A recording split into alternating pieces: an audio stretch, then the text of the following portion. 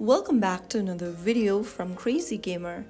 Today we will be learning how to change voice language in Honor of Kings. To change your voice language in Honor of Kings, first of all, tap the Honor of Kings application open on your device. Once you're in the home screen, look for the gear icon at the top right corner and tap on it. This will open up the settings menu. From the settings menu, go ahead and tap on the language option at the bottom.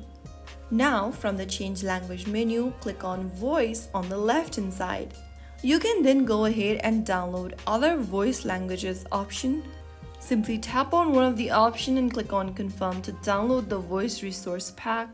And after downloading one, you can then choose one of these downloaded options and you will then be able to apply the voice language change. And that way you can change the voice language in Honor of Kings.